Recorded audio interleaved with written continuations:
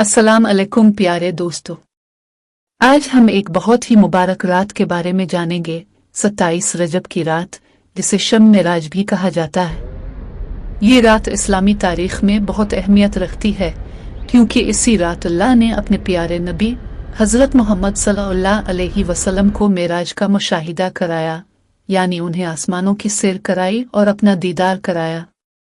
इस वीडियो में हम रजब के महीने की फजीलत, इस रात में किए जाने वाले अमाल और कुछ अहम बातों पर रोशनी डालेंगे। रजब की फजीलत। रजब इन 4 महीनों में से एक है जिन्हें इस्लाम में बहुत मुकद्दस माना जाता है।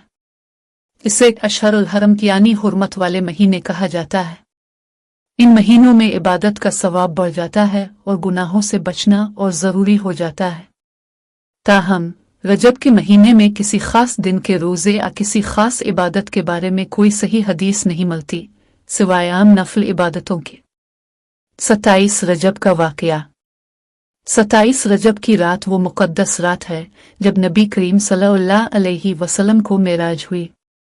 इस रात अल्लाह ने उन्हें अपने पास बुलाया और जन्नत और दोज़ख का मुशाहिदा कराया। इसी रात नमाज 5 वक्त फ़र्ज हुई। 27 रजब में क्या करें? 27 रजब के लिए कोई ख़ास इबादत साबित नहीं है, लेकिन इस रात में ज़्यादा से ज़्यादा इबादत करना, दुआ करना, कुरान की तिलावत करना और अल्लाह का जिक्र करना बहुत अफजल है। पहला अमल, नफल नमाज। आम रातों की तरह इस रात में भी नफल नमाज पढ़ना अच्छा है। तहज्जुद और दूसरी नफल नमाजें पढ़ें। अमली मिसाल, अगर आप हर रात तहज्जुद नहीं पढ़ते तो इस रात पढ़ने की कोशिश करें। दूसरा अमल, कुरान की तिलावत। कुरान की तिलावत से दिल को सुकून मिलता है। इस रात में सूरा इसरा पढ़ना बहुत मुफीद है, जिसमें मेराज का जिक्र है।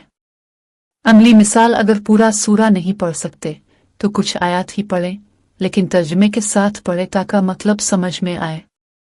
तीसरा अमल, दुआ और इस्तिग़फ़ार। ये रात दुआओं की कबूलियत का वक्त है।